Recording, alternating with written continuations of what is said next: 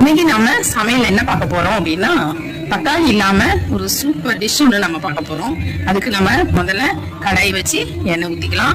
நம்ம கடுகு போட்டுக்கலாம், ஜீரகம் போட்டுக்கலாம், கடலைப்பருப்பு போட்டுக்கலாம், ஒரே ஒரு பச்சை மிளகாய், ஒரு காஞ்ச மிளகாய் போட்டுக்கலாம், கருவேப்பிலை சேர்த்துக்கலாம், கொஞ்சம் வெங்காயம், கொஞ்சம் நிறைய வெங்காயம், ஒரு 3 பெரிய வெங்காயம் நம்ம அரிஞ்சு பொடிசா அரிஞ்சு வச்சிருக்கோம். தேவையான அளவு சால்ட் போட்டுக்கலாம். நாம வெங்காயத்தை நல்லா ப்ரௌனா வதக்கலாம். நல்லா கோல்டன் ப்ரௌனா வர்ற வரைக்கும் வதக்கிட்டு இருக்கணும். இப்போ வெங்காயம் நல்லா ப்ரௌனா வதக்கிட்டு சாம்பார் பொடி கலந்துக்கலாம். உங்களுக்கு தேவையான அளவுக்கு சாம்பார் பொடி கலந்துக்கும். இது நல்லா வதக்கிக்கலாம்.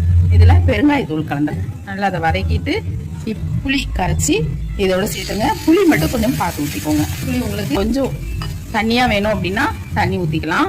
அப்படி இல்லை இந்த மாதிரி கெட்டியா இருக்கட்டும் அப்படின்னாலும் நீங்க கெட்டியா எடுத்துக்கலாம். இப்போ நல்லா கொதிக்கட்டும். இதுல கொஞ்சோண்டு தண்ணி ஊற்றிக்கலாம். உங்களுக்கு தேவையான அளவு நீங்க ஊற்றிக்கோங்க. ரொம்ப அல்லது கொஞ்சம் போதும் அப்படின்னாலும் விட்டுறலாம்.